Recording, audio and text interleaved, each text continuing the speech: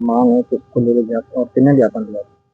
अखिल भारतीय राष्ट्रीय शैक्षिक महासंघ उच्च शिक्षा राजस्थान ने आज राजशेष और टीचर असिस्टेंट के पदों के विरोध में प्रधानमंत्री महोदय, माननीय मुख्यमंत्री महोदय और माननीय राज्यपाल महोदय को ज्ञापन दिया गया है। महासंघ प्रारंभ से ही राजशेष योजना में महाविद्यालय खोलने के विरोध में रहा है, क्योंकि राजशेष महाविद्यालयों में न तो स्थिर शिक्षक होते हैं, न स्थिर संरचना होती है, और बिना स्थिर शिक्षक और स्टाफ के उच्च शिक्षा का जो संकल्पना है उसका कोई आधार नहीं है। महासंघ ने जब 2019 में गहलोत सरकार विद्या संबल योजना को और राजशेष अधिनियम को लेके आई थी, तब भी इसका विरोध किया था। फिर जब सरकार बदली तब पुरजोर विरोध करते हुए मुख्यमंत्री जी को ज्ञापन दिया था और कई दौर की चर्चा हुई, लेकिन राज्य सरकार ने उन मांगों को और उन चर्चाओं पर ध्यान न देते हुए राजशेष में टीचर एसोसिएट की पद निकालने के लिए राज्य अधीनस्थ बोर्ड को अभ्यर्थना भेजी है। उसके विरोध में पूरे राजस्थान भर के शिक्षकों द्वारा विरोध प्रदर्शन आज किया गया है।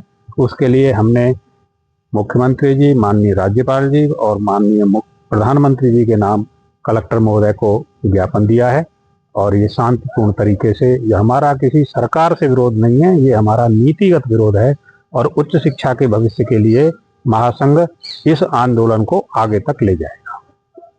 अभी ये संगठन द्वारा जो विरोध राजशेष की भर्तियों का किया जा रहा है, ये बड़ा ही उचित है।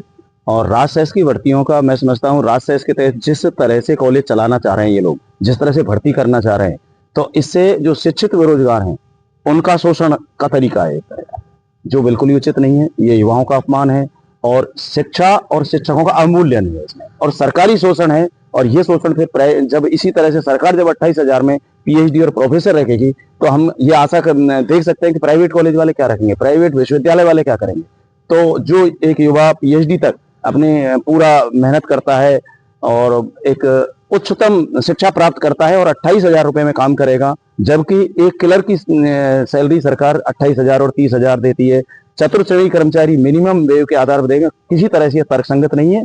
और अगर इस तरह से किया तो निश्चित रूप से युवा और समाज इसके लिए विद्रोह करेगा। आज अखिल भारतीय राष्ट्रीय शैक्षिक महासंघ के आह्वान पर महाविद्यालय इकाई के द्वारा शिक्षा, शिक्षक और समाज की वैचारिक त्रयी को आधार बना के कार्य करने वाले संगठन के आह्वान पर राजशेष के अंतर्गत राज्य सरकार द्वारा की जाने वाली संभावित एसोसिएट भर्ती के विरुद्ध ज्ञापन दिया गया। आज महाविद्यालय परिवार के सभी संकाय सदस्य महाविद्यालय में उपस्थित होकर काली पट्टी बांधकर इसका विरोध जताया। तत्पश्चात जिला प्रशासन के समक्ष मुख्यतः 3 बातों को ध्यान में रख के ज्ञापन दिया गया। पहला, राजशेष के अंतर्गत जो सोडानी समिति बनी हुई थी, उनकी सोडानी समिति की सिफारिशों को अविलंब लागू किया जाए। वर्तमान में नंबर 2, वर्तमान में राजस्थान में 374 राजशेष महाविद्यालय कार्यरत हैं। राजशेष महाविद्यालयों को अन्य राजकीय महाविद्यालय के द्वारा के तहत ही संचालित किया जाए। तीसरा, जो भर्ती प्रक्रिया प्रारंभ करने का प्रयास किया जा रहा है, उस भर्ती प्रक्रिया को रोकने के लिए ये 3 मांगों को आधार बनाकर आज हम सभी ने मिलकर जिला कलेक्टर भरतपुर को ज्ञापन दिया है, बताया। और ये हमारी जो सर्विस कंडीशंस हैं वो यूजीसी से गवर्न होती हैं और उसी की क्वालिफिकेशंस होती हैं, तो उसके तहत ये टीचिंग एसोसिएट्स को जो रखा जा रहा है ये बिल्कुल गलत है। और उसकी जो सैलरी जो गवर्नमेंट प्रपोज कर रही है वो 28,000 समथिंग है, और क्वालिफिकेशन सारी वही यूजीसी की ली जानी है इसमें।